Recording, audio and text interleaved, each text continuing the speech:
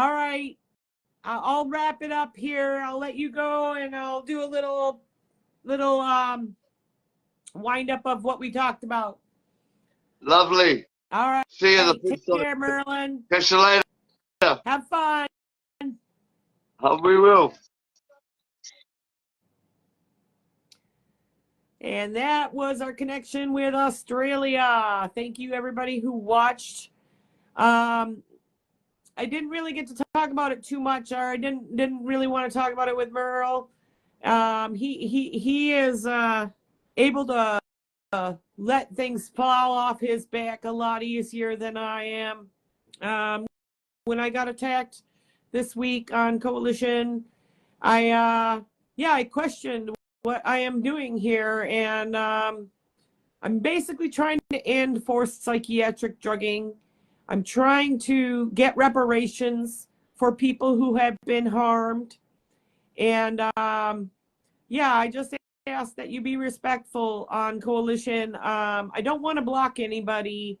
I really am resistant to that. I had to do it the other week, and I don't want to do that, but the numbers are growing, and there are people who are obviously not on my side. And we don't need people who are going to rip us down and tear apart our precarious mental balance we have going. I am in a horrible position facing a taper, and I can't have the stress of people attacking me. I don't want the stress of people attacking me for what I'm trying to do, which is just to help. I'm just trying to help, and I would like it if everyone was supportive. I understand that people have differences of opinion. Some people think Kundalini is demonic. I'm sorry, but it is in India. It is very well talked about as being a real thing and definitely not demonic. So there is a lot of information on Coalition. A lot of it, most of it, 96% of what's on Coalition is not my own work. It is stuff that I've researched over the last 7 years. Some of it is very old. Some of it needs more research. The madness post, somebody was complaining about posting that madness was a good thing. Well, I'm sorry, but I agree with the Mad Pride movement. I'm not going to change completely my theology and my belief and my structure for creating memes based on other people's opinions. If you don't like what you see, you have the ability to leave. You don't have to be a part of this group. And if you don't agree with the memes, and if you don't agree with the tenets of the Mad Pride movement or anti-psychiatry in general, then you're not going to probably find this information appealing or helpful or wanted in your life in any way. So please move on.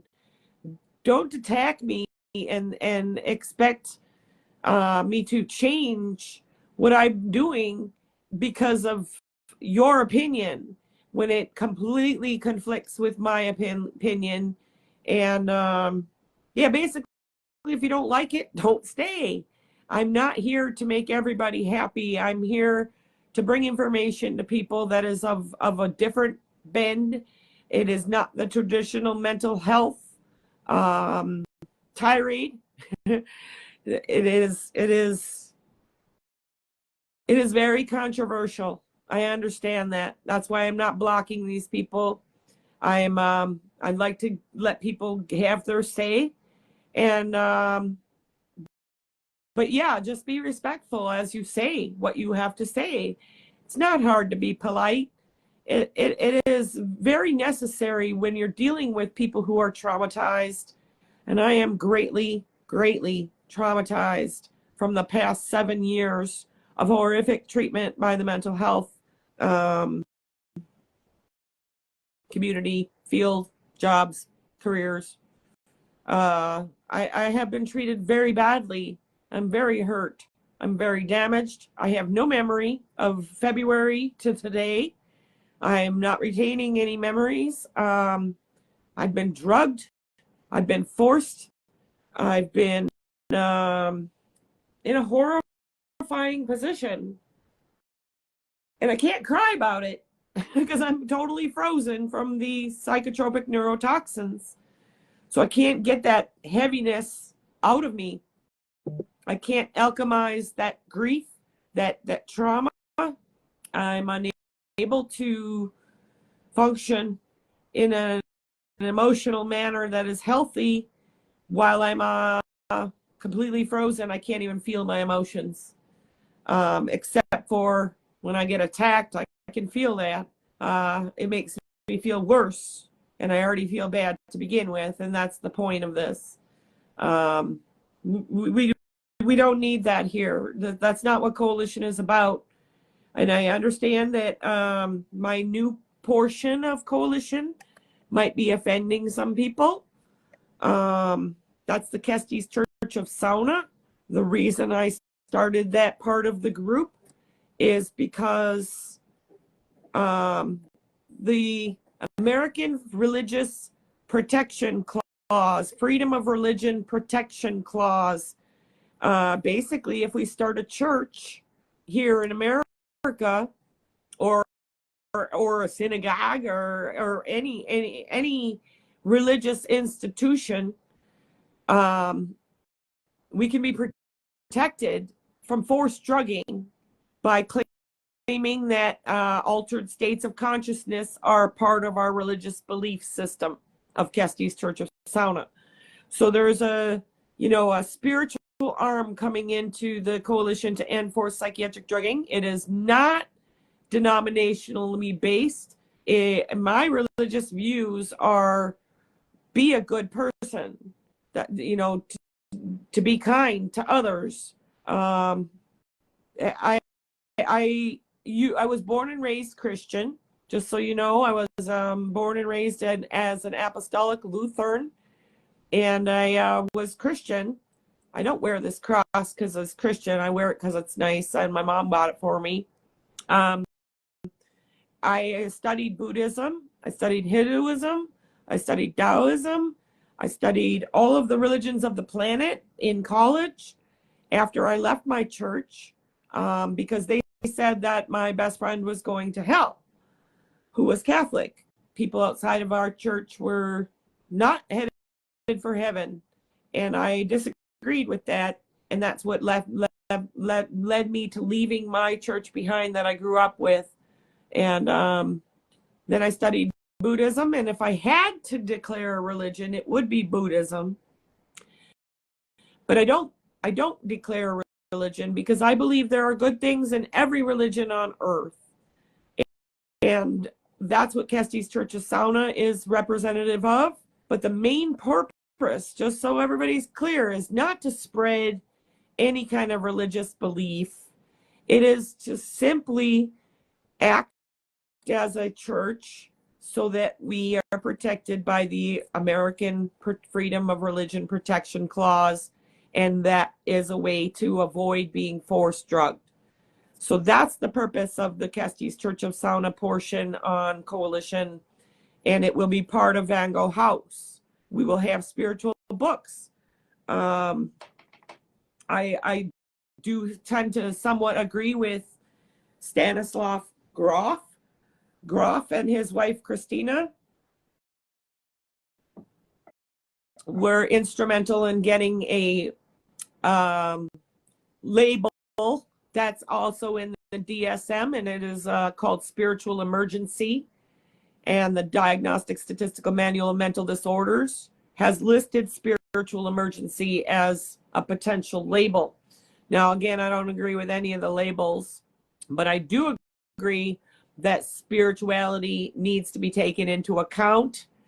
And a lot of my experiences of 18 psychospiritual breakthroughs, the reason I call them psychospiritual breakthroughs is because every single time I had I don't want to call them revelations, but visions, hallucinations, delusions, all kinds of altered states of consciousness that were related directly to my church growing up, my Christian church, and the belief systems that they had.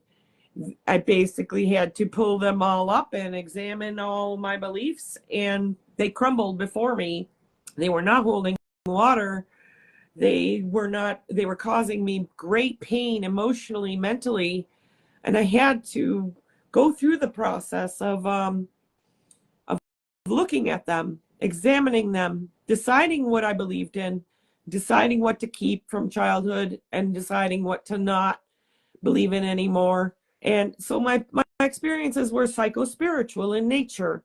I was struggling with my upbringing, and I went through a hard time trying to figure out my adult beliefs. And that's where my psychospiritual and hospitalizations came in. So I believe that spirituality has to be a part of this movement to try to help fix and repair the mental health industry. Right now, I mean, psychiatry doesn't believe in any religion. They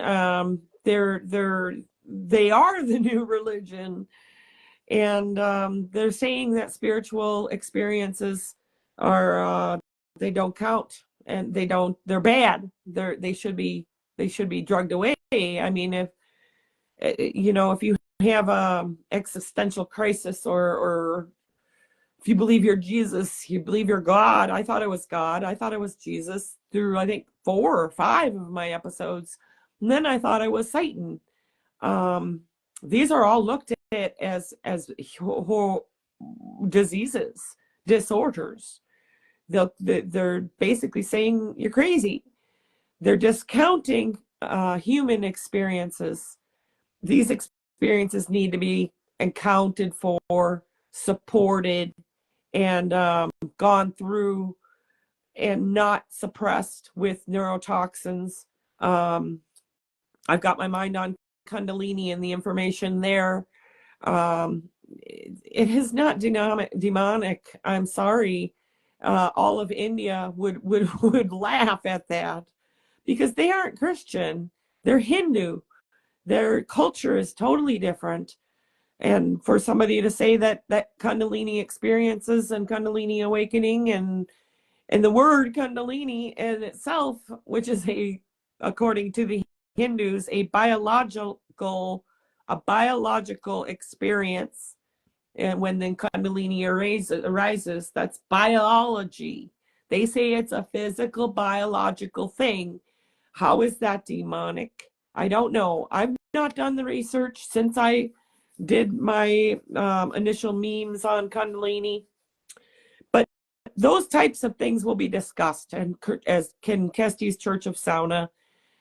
If you're totally Christian, I just want to tell you that I am not Christian and I'm not Buddhist, but I would bend more towards the Buddhist side of things and viewpoints. But if you're Christian, you're going to take some of this information that's on Coalition as not fitting in with your frame of reference. And I apologize for that, but I can't change what you believe.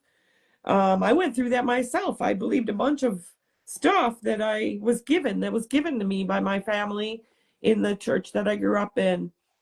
And like I said, I went through 18 experiences, psychospiritual breakthroughs, and I have a totally different understanding of spirituality, and it doesn't mesh with other people's at all, especially in the United States, because it's not Christian, and most people here are Christian. And I've got nothing against Christians. My whole family are Christians. But I'm not anymore. And in fact, for a long time, I thought, leave that out of everything. But I can't leave it out. Those experiences that I had were very, very spiritual in nature. That's what they were. So how can I deny that?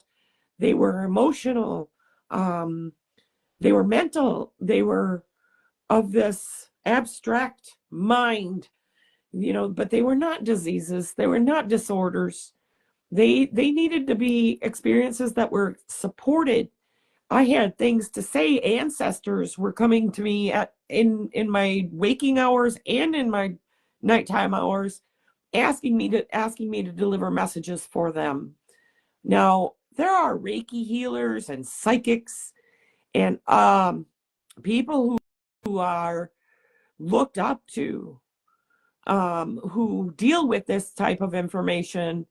Well, I got caught by the system that does not look up to this kind of information as positive or have any worthwhile meaning or anything to it, that they're just bad experiences and they should be stopped. So I was metaphorically duct taped over my mouth with neurotoxins to prevent me from giving the information these quote unquote ancestors, these messages that appeared in my brain. I was prevented from speaking. I was not allowed to have a human experience because it was odd, because it looked scary, because it was me screaming it and presenting the information in a very terrifying way. People were terrified of me, and they figure, that's what's been going on for centuries. It is terrifying, some of the stuff that happens, and nobody wants to hear it because they don't want to be terrified themselves. I believe fear plays a big part in the creation, or plays a big part in the creation of mental illness itself. We're afraid of what we don't understand. And I'm sorry, but we have to stop attacking people when we're afraid. We need to allow these people to be terrorized and to express their terror without drugging them, without saying what you're saying is wrong and has no meaning, it has no purpose. That's open dialogue.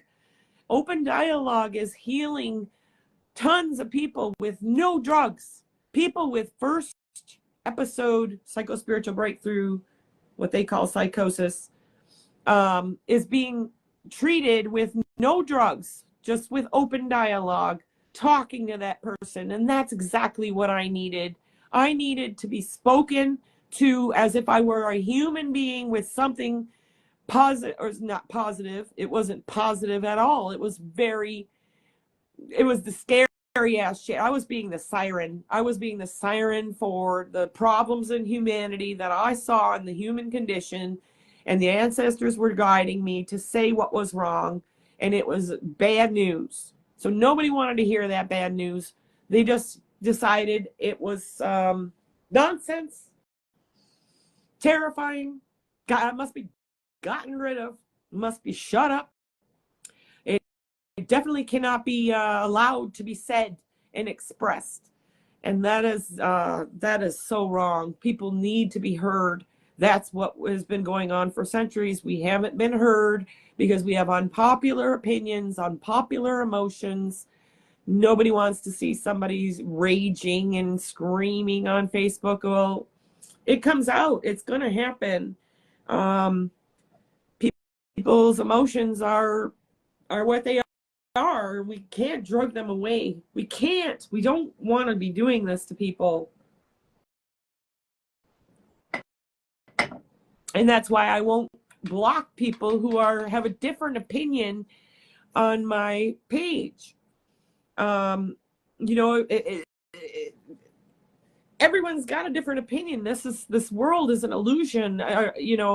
We all have different perspectives, so everybody's reality is different.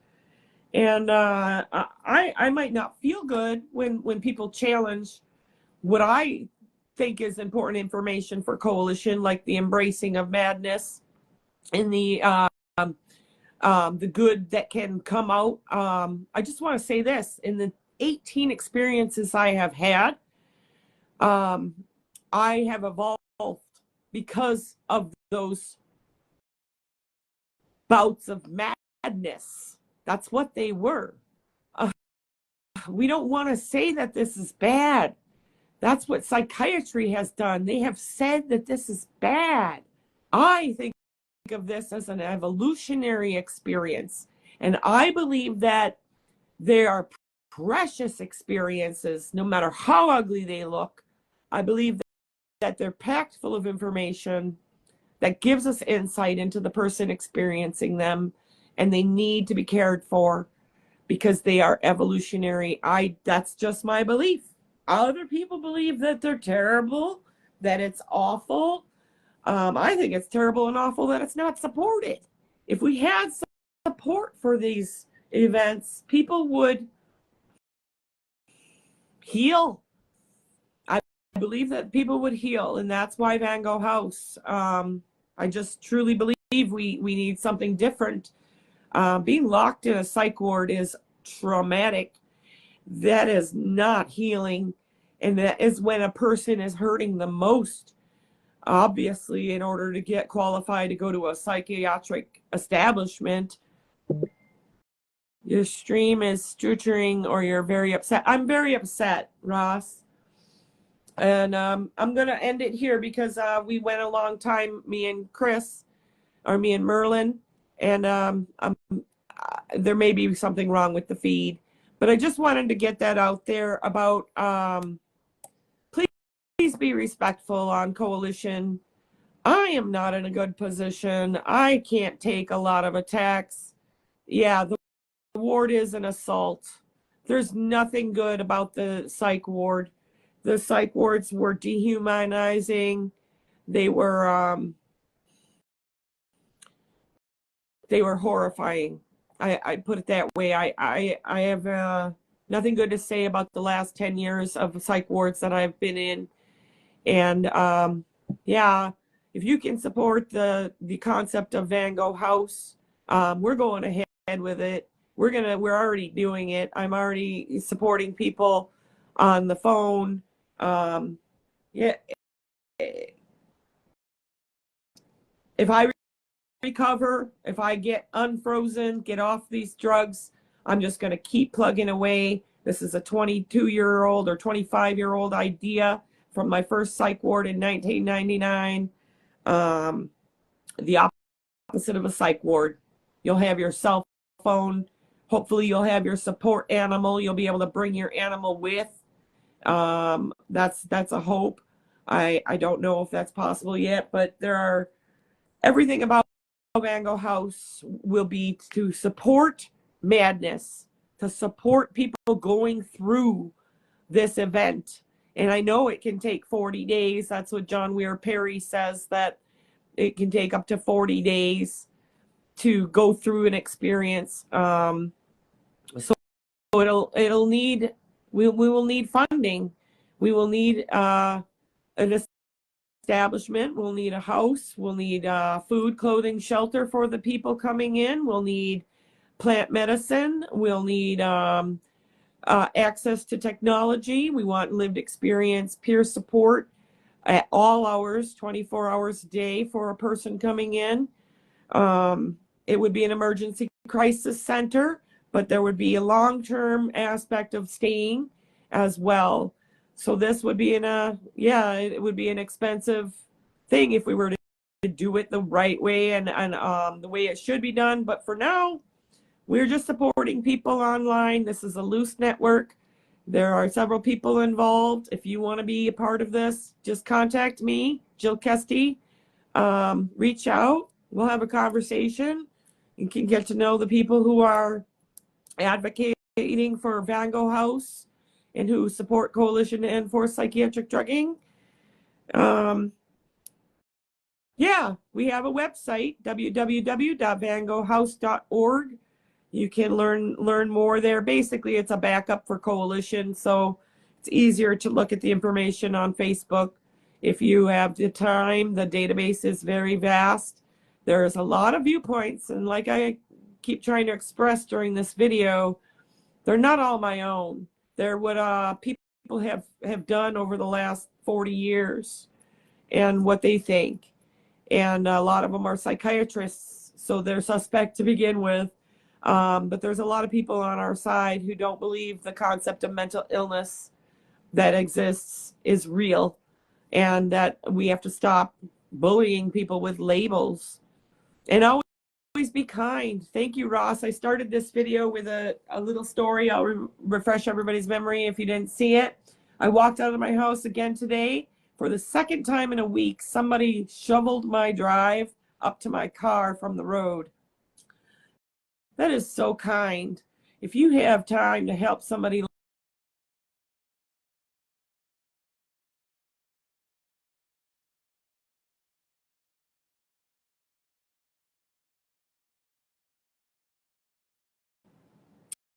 sorry, somebody just called. But if you have time to help somebody who has obvious problems in living, just give them a hand. A little thing like shoveling my drive probably took them 10 minutes, but it meant the world to me. Last week, especially the first time it happened, I was just as shocked today. I mean, I thought it was a fluke, but now obviously I have a mysterious stranger who's helping me during this massive snow we've been getting, and that is wonderful. Thank you for that, for that, whoever did that.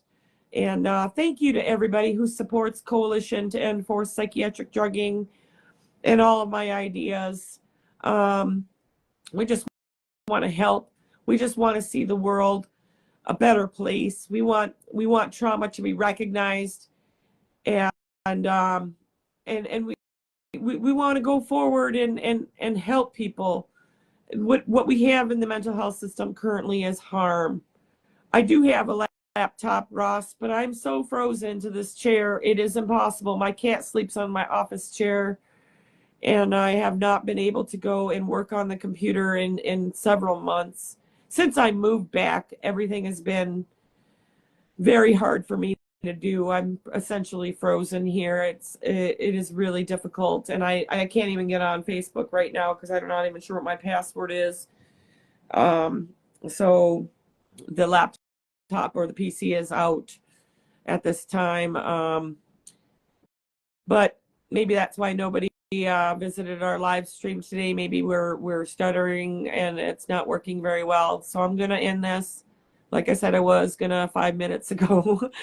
I appreciate everybody. Your support means the world to me, and I appreciate those who are respectful.